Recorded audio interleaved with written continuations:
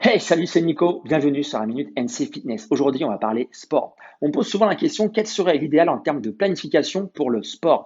Alors, je vais te dire mon avis, mon ressenti, si tu as le temps, si toutes les conditions sont réunies, qu'il n'y a pas d'obstacle, eh bien voilà, ma solution que je te proposerais, c'est de faire 3 séances de muscu par semaine alternées à chaque fois des séances de cardio. Donc, tu fais muscu lundi, mercredi, vendredi et cardio, petit footing 30-40 minutes à allure tranquillou, donc le mardi et le jeudi. Il reste donc les 2 jours du week-end, samedi, dimanche. Tu en profites pour prendre du temps pour toi, laisser reposer les muscles, système nerveux, etc. Donc tout ce qui est mobilisation articulaire, yoga, stretching, bref, tu prends du temps pour toi et hop, tu repars la semaine d'après. Pareil, donc plus de stimulation musculaire pour justement optimiser le fait que tu perds plus de gras et tu gardes le muscle. Évidemment, à côté, tu manges assez de protéines, on en parlera demain. Hey, salut, c'est Nico. Bienvenue sur la Minute NC Fitness. Aujourd'hui, on parle nutrition, on parle idéal, répartition des calories, quelle serait ton assiette optimale. Très simple, on va parler en termes de volume, ce que tu vois à l'œil, ce sera beaucoup plus facile à mettre en application. Donc, tu prends ton assiette, tu prends 6 parts, 2 parts sur 6, ça correspond aux protéines, donc animal, viande, poisson, œuf.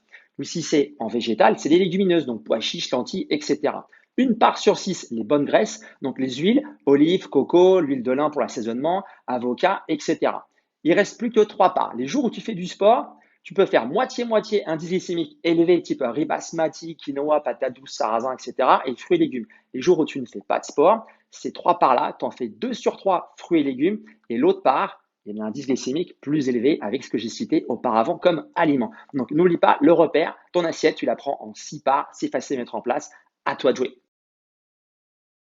Hey, salut, c'est Nico. Bienvenue sur la Minute NC Fitness. Aujourd'hui, on parle mental. Quel mental, quel état d'esprit idéal pour retrouver la silhouette que tu recherches? Il y a deux modes. Soit tu as un désir trop fort et donc une envie de résoudre au plus vite ta situation actuelle. Soit tu fais preuve d'espoir et tu t'imagines dans 6 mois, tu visualises ta nouvelle image, ta future image, ta nouvelle transformation. Dans un premier cas, tu risques de brûler les étapes, de perturber ton métabolisme et donc de perdre la motivation parce que tu veux atteindre des résultats très rapidement. Deuxième solution, tu fais preuve de patience et de persévérance, tu connais les étapes à suivre, les embûches que tu peux rencontrer, il y a donc moins de stress. L'idée, ce n'est pas une course folle au kilo, mais d'adopter un mode de vie sain que tu vas maintenir durablement et par la force des choses, ça va entraîner une perte de poids. Donc un mental au top, c'est quoi? C'est avancer progressivement, être régulier. Tu sais que ça peut prendre du temps, mais tu mets les bonnes actions en place, il y a donc moins de pression.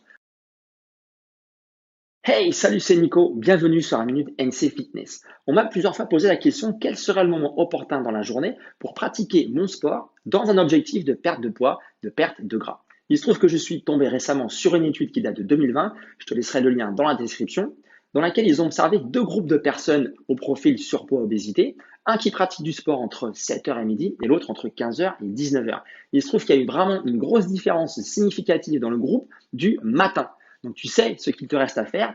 Le mécanisme ne sont pas encore vraiment clairs, tu verras, c'est bien expliqué dans l'étude, mais en tout cas, c'est vraiment significatif en termes de régulation du poids corporel à faire du sport le matin. Mon avis perso est que je pense que quand tu démarres bien ta journée en faisant du sport, au niveau de ton état d'esprit, de ton mental, tu as plutôt envie de continuer ta journée en faisant bien les choses et donc en mangeant des produits de qualité. Mais ça, c'est que mon avis.